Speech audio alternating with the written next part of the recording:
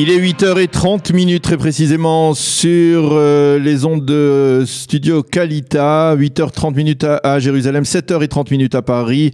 C'est l'heure de la revue de la presse et des médias israéliens sur Studio Kalita relayé sur les ondes de Radio J. Et ce matin, le Israël Hayom consacre sa manchette à Moshe Kahlon et à son parti Kulanu. Moshe Kahlon affirme en effet qu'il est le dernier bastion du bloc de droite et que s'il arrive quelque chose à son parti Kulanu, sous-entendu, si Kulanu ne passe pas le seuil d'éligibilité le 9 avril prochain, alors l'ensemble de la droite, dit-il, s'effondrera. Dans cet entretien, Moshe Kahlon s'en prend à Benny Gantz, qui a disqualifié Kulanu d'emblée, et il affirme que dans tous les cas de figure, Kulanu ne siégera pas dans un gouvernement qui sera soutenu par les partis arabes. Dans un entretien qui sera publié demain dans son intégralité, donc dans le Israël Hayom, Moshe Kahlon affirme également que ses relations avec Binyamin Netanyahou sont bien meilleures qu'on ne le croit.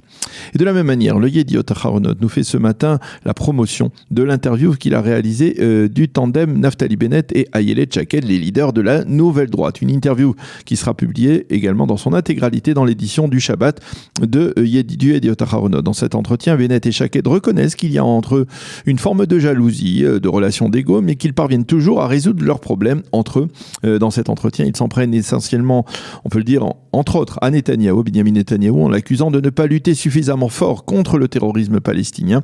Ils affirment également que confier à Benny Gantz la défense nationale risque d'être, je les cite, catastrophique, et ils considèrent que le conseiller juridique du gouvernement, Avichai Mendelblit, est un homme intègre et droit.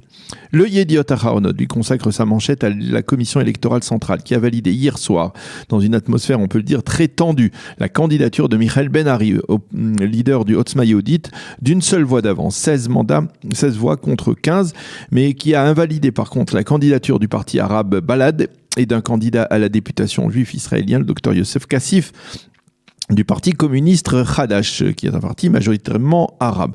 Le Yediot Aharonot souligne que la décision finale passe désormais à la Cour suprême.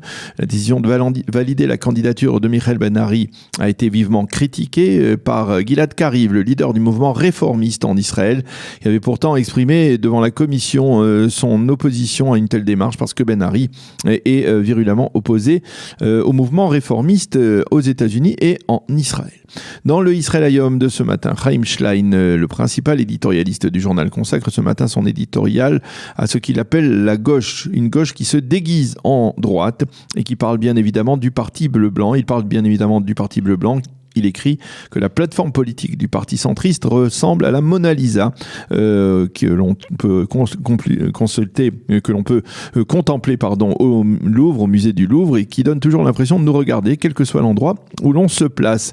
La plateforme politique de Gantz et de Lapid tente de séduire tout le monde, la droite, le centre, la gauche, écrit Chaim Schlein, et il affirme qu'elle semble avoir été copiée à partir des plateformes politiques du parti travailliste, du parti Kadima et du parti Yeshatid de Yair Lapid.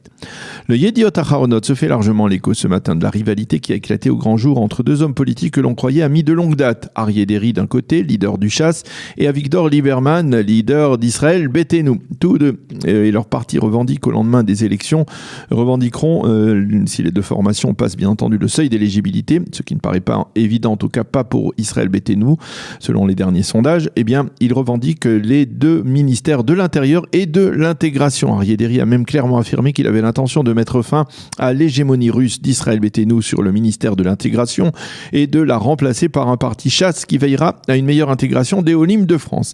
Lieberman et Deri se disputent autour du fait qu'une partie importante des Olim de l'ex-Union soviétique ne sont pas considérés selon la halakha comme juifs, mais bénéficient pourtant des avantages de la loi du retour. Les quotidiens israéliens et les médias affirment qu'Israël et la Jordanie sont actuellement en pourparlers afin de tenter de résoudre la crise ouverte autour de l'apport de la miséricorde sur le mont du Temple. Apparemment, selon une information diffusée il y a un peu plus d'une heure sur les ondes de la radio israélienne, un compromis aurait été trouvé entre Israël et la Jordanie. Côté israélien, on refuse de reconnaître la nouvelle mosquée qui aurait été aménagée dans la précipitation sur ce site. Et en Israël, on redoute des émeutes demain sur le mont du Temple à l'occasion des prières du vendredi. Mais ce n'est pas la seule source de tension du côté palestinien. Le Israël Hayom cite également des responsables de l'autorité l'autorité palestinienne qui annonce que si Israël continue à déduire des arriérés de TVA les sommes qu'il verse comme allocation aux familles des terroristes, alors Mahmoud Abbas annulera tout simplement les accords de Paris qui sont, on peut dire, le volet économique des accords d'Oslo. Les quotidiens indiquent également que Benyamin Netanyahou a déclaré hier que la chaîne de télévision du Hamas, El-Aqsa, est considérée désormais par décret comme organisation terroriste selon la loi de lutte antiterroriste israélienne. Le Premier ministre a de facto suivi une recommandation qui venait du Shin Bet et de l'état-major de lutte contre le terrorisme auprès du Premier ministre. Le Israël Hayom se penche ce matin sur la situation au palais royal de Riyad en Arabie Saoudite et il se fait l'écho de rumeurs de très vives tensions entre le roi Salman et son fils, le prince héritier Mohammed ibn Salman, qui est considéré, ou était, on peut dire, considéré comme l'homme fort du royaume. Selon ces informations, les relations entre les deux hommes, le père et le fils, se sont dégradées considérablement depuis l'assassinat du journaliste saoudien Jamal Khashoggi, mais elle aurait pris une tournure plus dramatique encore fin février lors du voyage effectué par le roi Salman en Égypte. En effet, des conseillers du roi l'auraient informé de l'intention de son fils de le destituer durant ce séjour. Résultat, le roi Salman aurait échangé dans la précipitation toute sa garde rapprochée. Les quotidiens israéliens dans leur ensemble soulignent hier la présence de Benyamin Netanyahou à la cérémonie de fin du cours des commandants de la marine israélienne, l'un des cours des plus prestigieux de Tsahal. Il y a déclaré à cette occasion que la marine israélienne était indispensable pour préserver la puissance militaire de Tsahal. Et en marge de cette cérémonie, les quotidiens nous montrent l'une des lauréates de ce cours, la lieutenant Yael Alfi, qui a reçu ses galons près d'un an après la tragique disparition de son frère Tzour Alfi dans la catastrophe du torrent de Nahal Tsafit dans le désert de Judée qui avait coûté la vie, on s'en souvient, à 10 étudiants du programme préparatoire de Bnei Tzion qui avaient été emportés par ce torrent. Le Yediot Aharonot, lui, dans son supplément de ce matin, nous livre un hommage appuyé à l'un des plus grands photographes de l'État d'Israël. On peut parler même dans son cas de photographe national, il s'agit de David Rubinger. David Rubinger, c'est l'auteur, entre autres, de la célèbre photo des trois parachutistes devant le Kotel Amaravi, le mur occidental, le 7 juin 1967, et encore de milliers d'autres clichés très célèbres. En effet, à l'occasion du second anniversaire de sa disparition, un ouvrage passionnant rassemblant tous les grands clichés de David Rubinger est paru. Il est annoté de textes de Nahum Barnea, le plus célèbre éditorialiste du Yediot Aharonot. Voilà donc pour cette revue de la presse et des médias israéliens de ce matin.